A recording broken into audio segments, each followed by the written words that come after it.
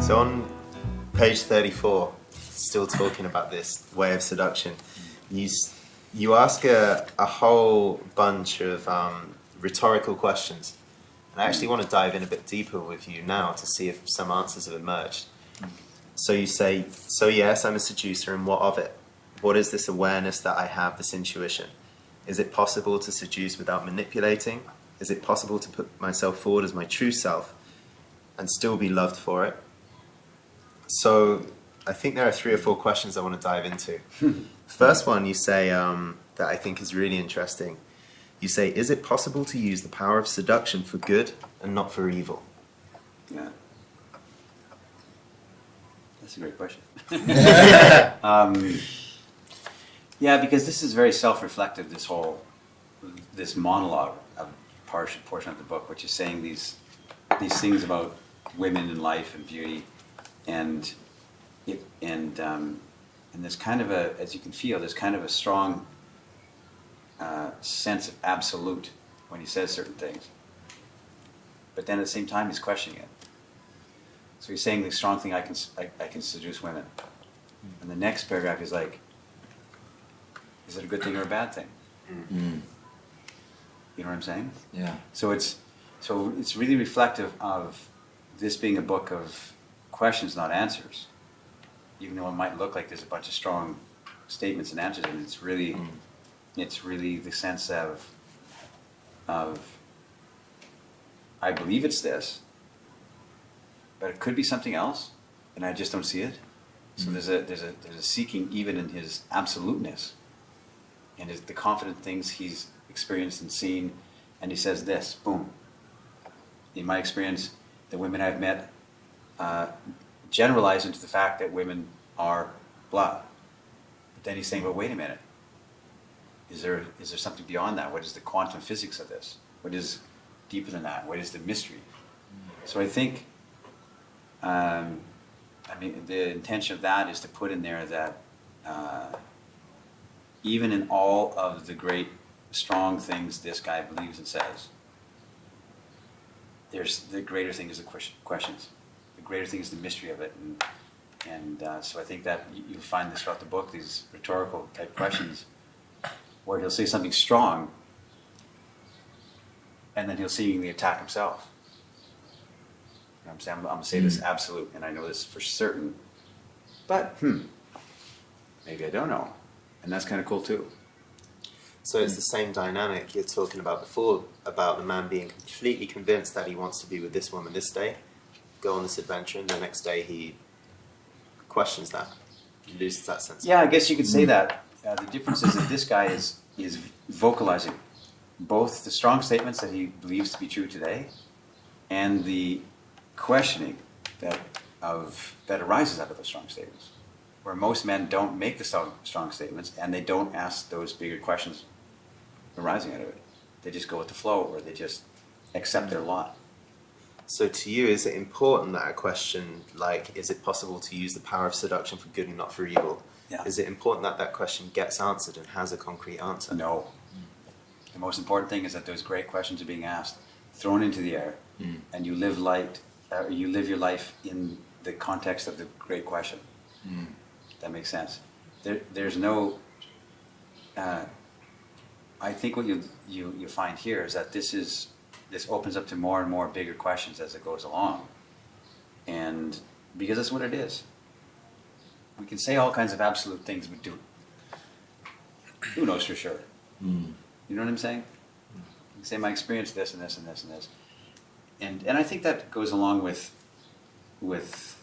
I mean, that's not being like humble, or gee guys, shucks, maybe none of that. It's like saying I can say some strong things here today, but I'm open and receptive to new light tomorrow. And I wonder about that. Yeah, like for instance, there's a woman that talked to me, my friend, who said this. She said, you can never have a strong instruction base for men, like as a dating coach or as a like doing seminars that we do, without the strong balancing power of a female co-leader or co-spirit, right? and my friend's assumption is like, that doesn't make any sense. We don't need that. Like instantly into the absolute. And I'm thinking, I'm not sure if I believe that, but she might be wiser than we. She might be more. She might know something that we don't know. So let's sit in that question. Like maybe that's true. No, of course it's not true. It's evident that that's not true. Well, maybe it feels evident, but maybe. So the whole point is always to be sitting in the what if? Maybe this is so, and I believe this to be true, and I can say that strongly, and that doesn't contradict the fact that I can question it in the next sentence. This is the way it is. Boom, boom, boom, boom, and maybe it's that. I don't know. I still want to know. Right now, today, Tuesday, whatever time it is in the afternoon, and you could change your mind tomorrow. Is it possible to use the power of seduction for good and not for evil? Yes.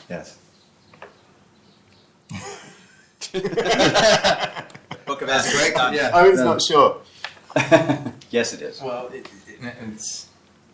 it's person dependent too. It's everyone should be asking themselves that question, and it's. Sorry. Go ahead. Finish your thought. So,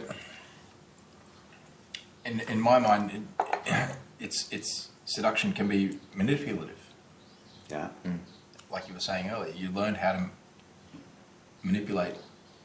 Well, There's that context. Yeah. that you learn how to change a woman's mind so you can Yeah. think in a different context, and that's kind of seductive in itself because it's still her thoughts. Yeah. So it can be used both ways. But if you use it in a way that and it's a good thing for her, she caught up in that romance, and Yeah. then why not? Why is that not a good thing? See, the context of that phrase, if you would read back earlier, is something along the lines of, and you said it, I'm a seducer, could you read that? And what of it? Yeah. Read that again, that sentence. So yes, I am a seducer, and what of it? What is this awareness that I have, this intuition? Is it possible to use the power of seduction for good and not for Right. evil? Does it say in that same paragraph or nearby? But you're a seducer, they say. Yes? And are we not? Aren't we all? At what point did that become a term of accusation? I'm accusing you of being a seducer. And so that's a reaction to say, well, yes, I own that. That's who I am. This is seduction in the dance. I'm a dancer. Right? I will own that. And yet the volume of accusation that comes against that has a reaction here in these pages where it's saying, and what of it? Yes, when did that become a term of accusation to be a seducer? That's a good thing. When did it get flipped on its ear? Right? And so, and then, is it possible? But then he goes into the bigger question. Yes, absolutely, I'm a seducer, and I own that because it's a good thing. Then the next paragraph he says, now hold on. Maybe there's something I don't see. Is it possible to use that power for good or evil? So it's a rhetorical question to get him deeper thinking about what his absolute thing he's saying. I'm going to say this with power and conviction, but let me explore the possibility that there's other angles I haven't seen. Being a student of life. And so maybe there's something else here that I haven't seen. Let me sit in that for a moment. No, doesn't feel like it. Right? So it's about staying constantly open to mystery, even with such a sense of certainty. Absolutely. Yeah. Question 2. Okay. If I am being my true self, is it my fault if a woman falls in love with me? That's a great thing. That's a lesson that women have taught me over the years. You are this guy. You have this sexual energy, strong sexual energy. You connect to that very strongly, and yet you hide it. That's been my lesson since I was young. I'm like, where's that guy? Yeah, it's is it, and women have taught me this. Women have told me this explicitly. This, it's not your responsibility. If women fall in love with you, and men are angry at you for you being you, why are you hiding? Where's that guy? Where's your true nature? You have this great sexual mischief energy and you hide it to not make waves, and it's not your responsibility how the world responds to you being you. That's what that's saying, and that's what women have taught me. We want to know, we want to feel it anyway. So under no circumstances you dampen yourself down to protect your friend over here who brings a girlfriend Having said to that, the house. Having said that, there's social graces. Yeah. There's social awareness, and you know, and it's the higher good. What do you want more? Do you want your friend's girl that he's on a date with, and he brings her to your house, and you're the roommate? And do you want to have a connection with this girl, or do you want to have a connection with your friend? You choose your battles. You know, what's more important to you? What's your authenticity? My authenticity is I want this guy to have me out of the way. That's a great thing. That's a great choice. You see what I'm saying? Yeah. Makes sense. Part 3. This is a big one. You know, I've been very close to a lot of people that are in polyamorous relationships and living in parts of the world where that culture is really growing.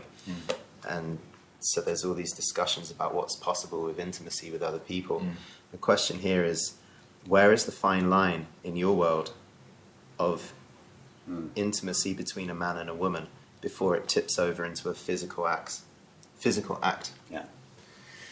Yeah, that's a question that I had to try and understand. Does it always have to go there? Otherwise you're not. In my early years, I thought you have to get that result. Otherwise, you know, and that was a battle for me in my young years for sure. It's like I have to go all the way, otherwise I'm not this guy. That makes sense. And so that is a question that was very real. Does it have to go there always? It's easy to fall in bed, or you know, it's like, but like we talked about yesterday, it's like to open your vulnerability is much easier than, you know, or much harder to do than for a woman to open her legs, for instance. So yeah, so those are rhetorical questions of what is still to be learned, I guess. Pick up questions, not answers.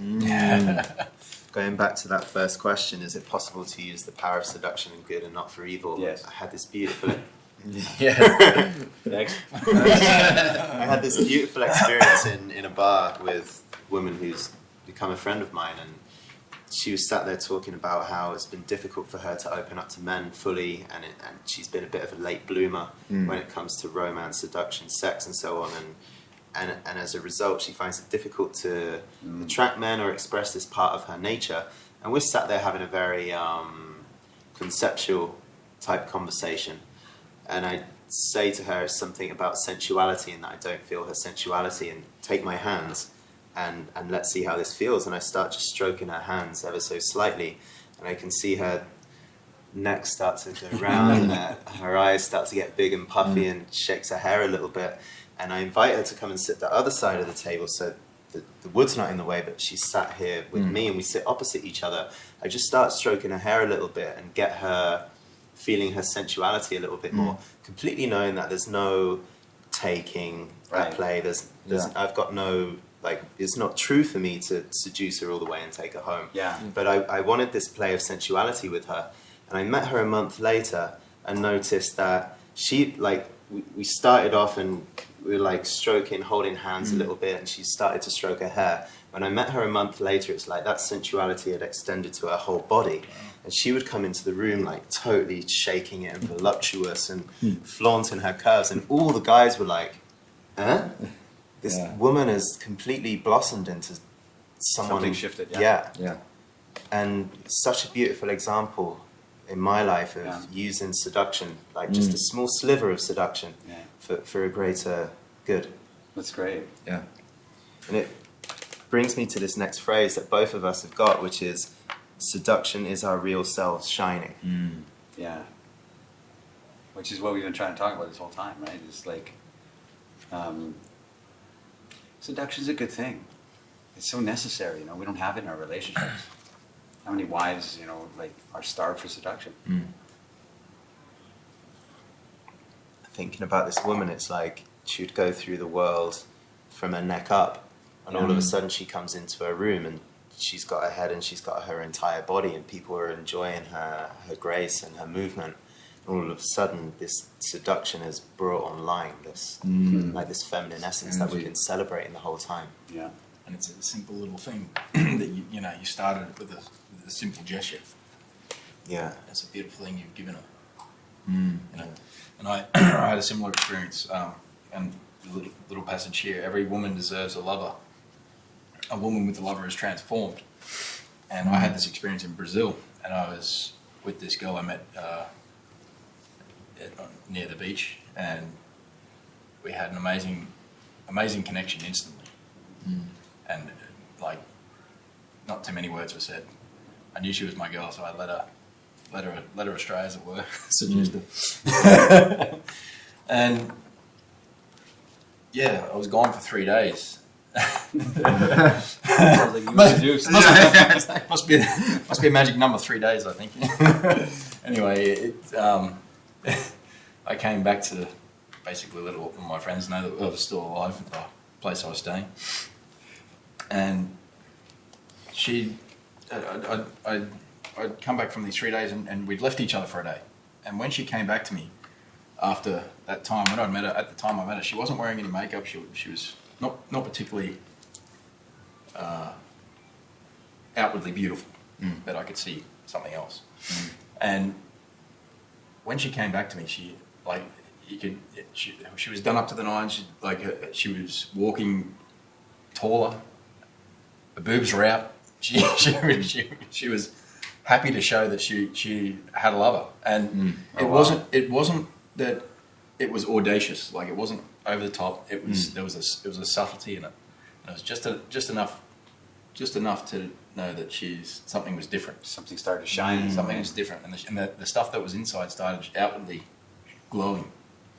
And all her friends said the same thing. She says, "Oh, something's different about you. What is it?" She had to tell them, "Oh, I found a new man." Like, it's incredible. Women are never more beautiful than when they have a lover. Someone who really, really sees them. It's the way it is. We've been sat here a while talking about reclaiming this word seduction from the darkness, which is where so many people want to put it. And I got a little note to myself here, which is, in a way, I think we can only be ourselves. Like, if we want to be full, whole, beautiful human beings in this earth, I think we can only be our full selves as people if we completely embrace the art and journey of seduction and of being seduced ourselves. Exactly. If any of that is hidden away in the darkness, there's a part of our humanity that's gone. Right. It's gone from the world. Perfect. Exactly right. You guys get it. You understand. Trying to help her. I want to say that's a nail in the coffin for the anti-seduction stuff. Or is it? Yeah. Come back tomorrow. What's the larger question? Exactly. It's great. All right, I'll shift on to a concept, which is something we've talked about a lot as a metaphor of dance and music. You say seduction is a dance, an ancient dance, and there are many different styles of dance in the world, but the one you pick up on that's most like seduction is the tango. I'm curious why you chose the tango. Yeah, because this is still a reaction to all the voices out there that are saying seduction's a bad thing. But nobody would say that the tango, the dance of the tango, is not seductive. It's a seduction embodied. And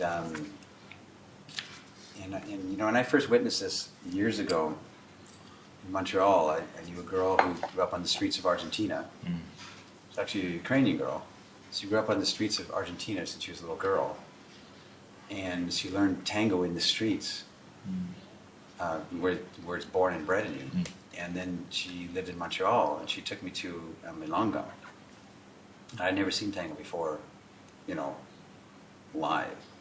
And I was shocked by the unspoken subcommunication thereof. And the seductive quality it had, where everyone is caught up and swept away by it. And all the little trivialities like your daily life don't mean anything there. And as I wrote in the book, it's a man and a woman, and nothing else exists. And I could see it. This is before I experienced it or took any lesson. I could see it there, and I thought, wow, this is what I'm trying to describe. No one would ever say that that is not seductive.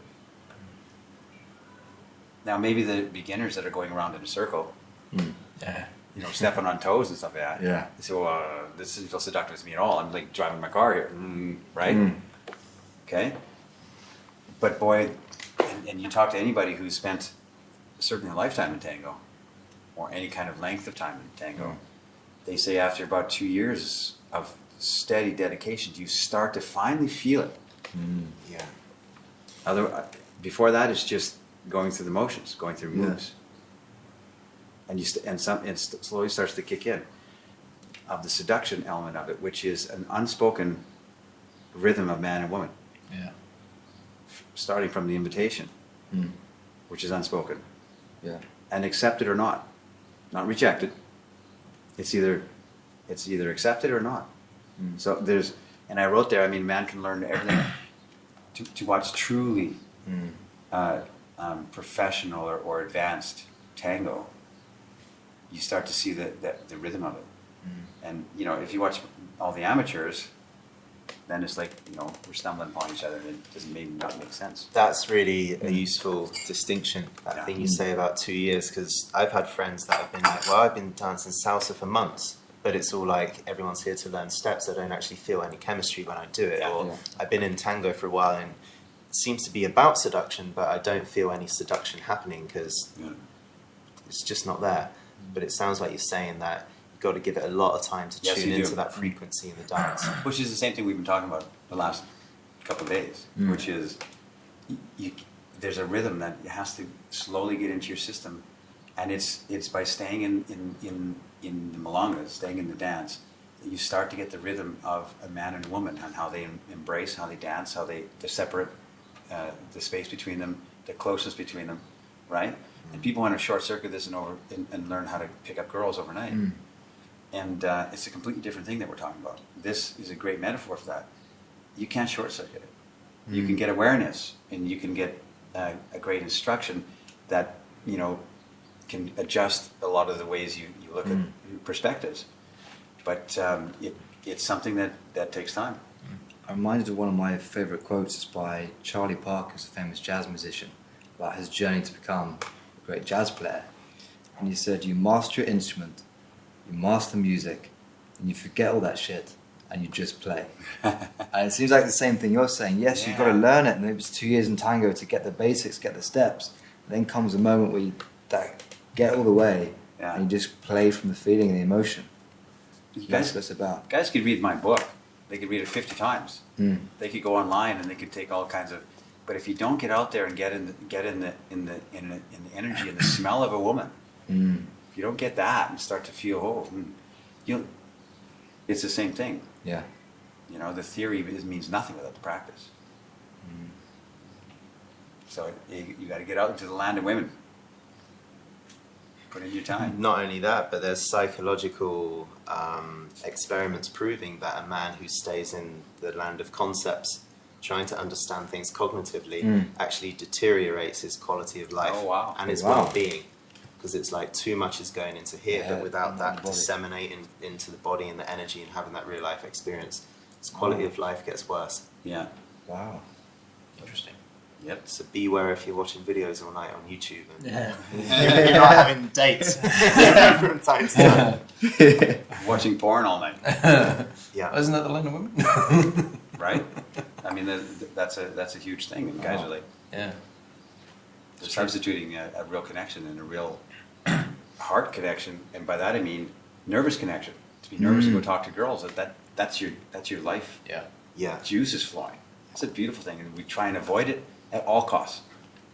It's definitely a problem we have today. So many people are talking about Facebook's, text messaging, WhatsApp. It's so disconnected. It's just about the words and the game playing. Yeah. Instead of getting out into the world and phoning people, talking to people, going out. Yeah. Cool. Yeah. Do you have a strong stance on online dating? This kind of stuff? No. It's here to stay. That's evident, right?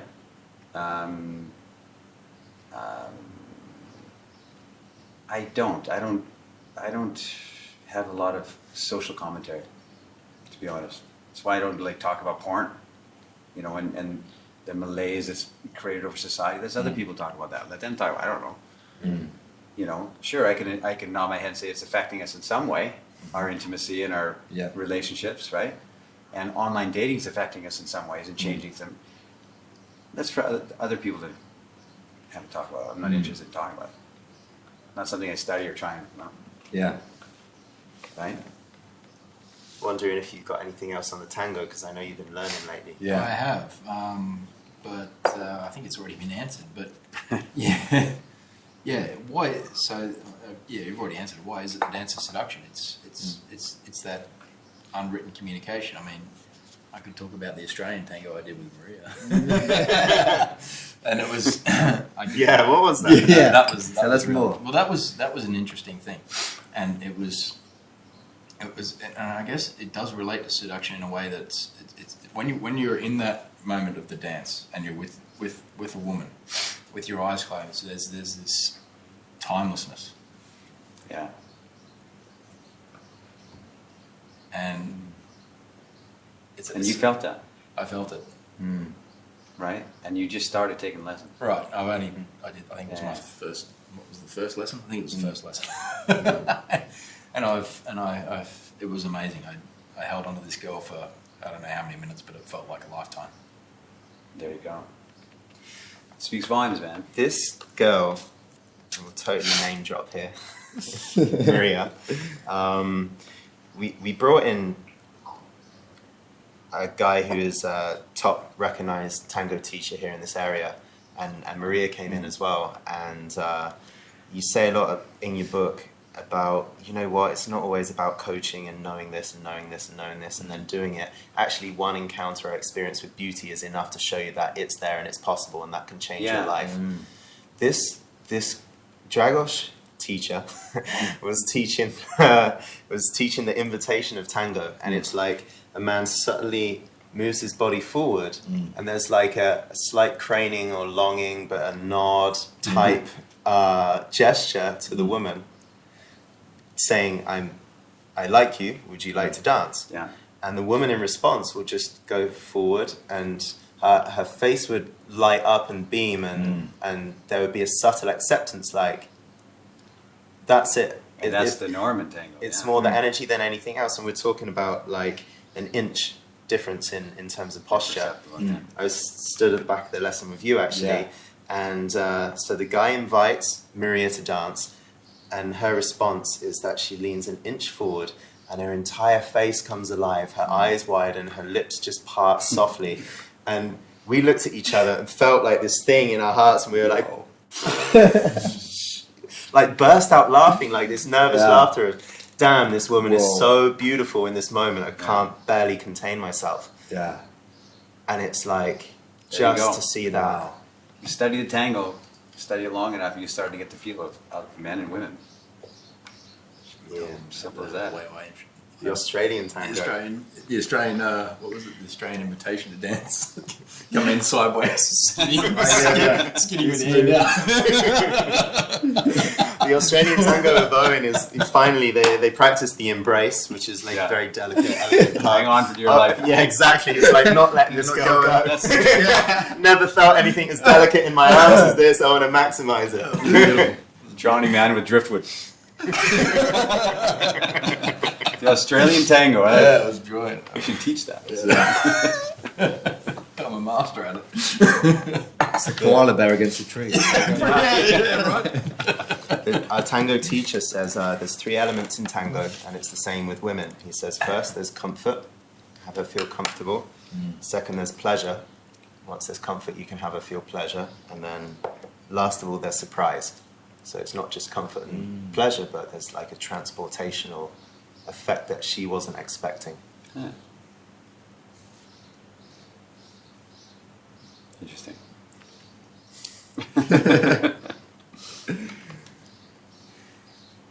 Got one little thing actually that's on this same page while we're here. That you make a reference quite a lot to being 2 of us against the world. Yeah. and I want to pull you up on that because there's something a little bit antagonistic, almost. Against the world? Yeah. Of course. Why not us two together and also for the world? That's not good. That doesn't make sense. No, it's like, it's the secret garden of a man and a woman, and it's the knowing that they have. And I think the best relationships are that. It's not an antagonistic thing, like it sounds. It's more like, we're here, and the world's out there. Because it's got the two of us against the world. It's got this kind of, you know, those Wild West car chase movies with a girl and a guy, and they've robbed a bank and they're running away with guns, and now they're cornered to the canyons now approaching. It seems a lot like that, almost like we're outlaws and we're the only two people that believe, and we're That's outlaws. a cool way to be with a girl. That kind of feeling is like, we're in this together, and we got each other. We hold each other through thick and thin. That's a cool way. I like that. That's the way it should be. The world's a dreary, dark, dismal, pessimistic place. But not here. We're unassailable here. It's like the little sanctuary almost. Yeah, Yeah. it's exactly what it is. It's your Over here it's light and beautiful, and out Yeah. there it's dark and pessimistic. Makes sense.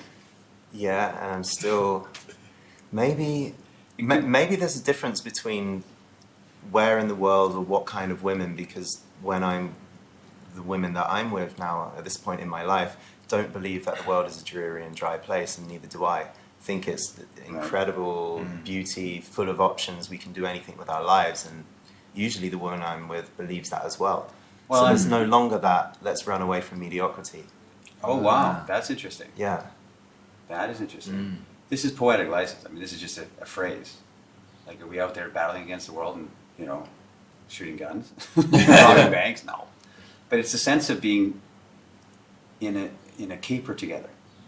This is our personal caper, and no one understands it.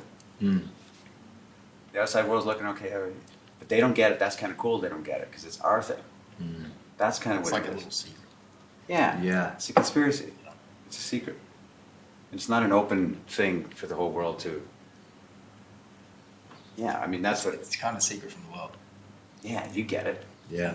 I kind of like it. I like that too, but I like that better. well, here's why I'm bringing this into question, because I've lived this way for a number of years, knowing that there's a coolness in this, and just feeling that it's incredible. And the more, I think the older I get, the more I actually live in community, and my relationships with other women and men as well get stronger. Right. We want to offer each other feedback, and there's a sense like we all want to have mutual respect and growth and create great things together, not just with my woman, but with other people. And men have always said to me, you know what?